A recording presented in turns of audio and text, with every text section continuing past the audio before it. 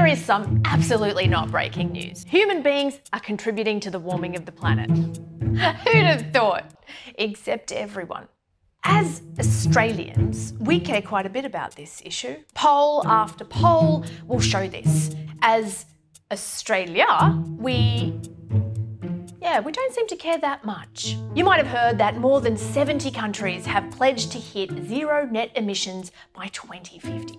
This includes the entire European Union, it includes the incoming US administration, it includes Britain, Japan, Korea, hell, even China is on board, pledging to go carbon neutral by 2060. Meanwhile, will you commit Australia to achieving a net zero emissions target by 2050? Well, as you know, our policy is to achieve that in the second half of this century. Yeah, that's not 2050 though, that could be 2099. Let's try again. Just on 2050, I mean, you've got the Farmers Federation, the Business Council, every state and territory, more than 100 countries have all committed to this. Why won't you commit to that target? Because I'm more interested in the doing. Yeah, the doing of what though?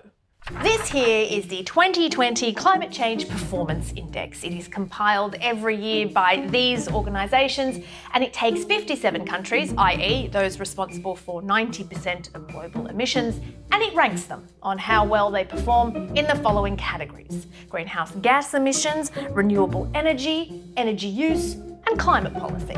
You will notice that every single country on this list has made some headway in each of these categories.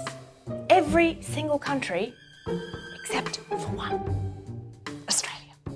We are the only country that is ranked in 3 categories instead of 4, and that is because the 4th category is climate policy, and we don't have one of those. What we do have is a bunch of disparate thought bubbles. We have a gas-led energy recovery plan, which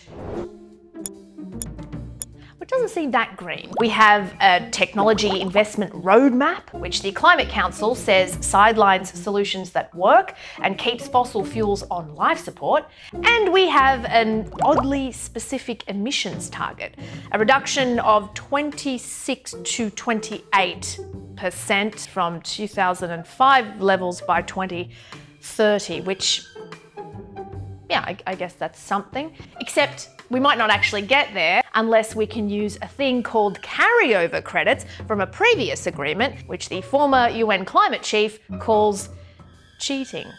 So while the rest of the world appears to have some semblance of a climate policy and is committed to a clear and ambitious 2050 net zero emissions target, we are firmly on the road to neither of those things and having to grift our way to get there.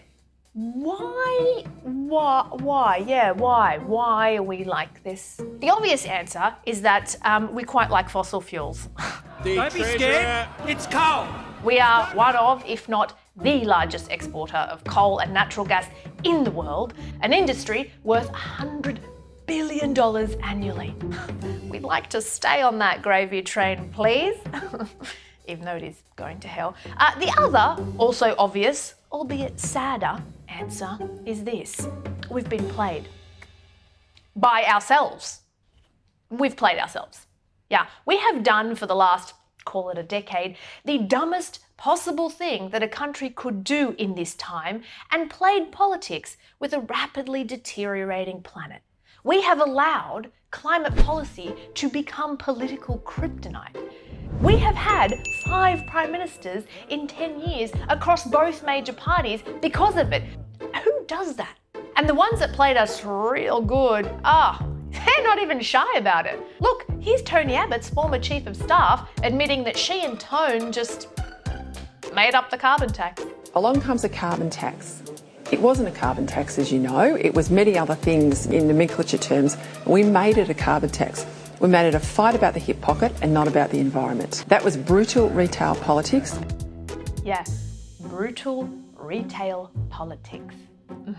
The remnants of which we see today in Scott Morrison's climate change rhetoric, where it's not about the environment, it's about jobs. The viability of people's jobs to protect consumers and support jobs and the livelihoods that Australians depend on. What is the impact on jobs? What is the impact on electricity prices? What it'll mean for their electricity prices, what it'll mean for their jobs. Please God, do not let Scott Morrison's Chief of Staff come out in a few years' time and say that was all pretend too. My heart can't take it. We have got something now that we didn't have even a few weeks ago.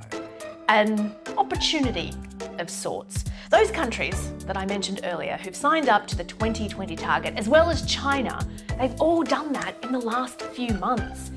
These four are our largest trading partners. These two are the world's biggest economies. This one is the world's largest emitter, and this one is our biggest strategic ally. We are on our own here, and our biggest impediment appears to be ourselves, or more specifically, our leaders. Because Australians want action. We know this. Australia, on the other hand, your call.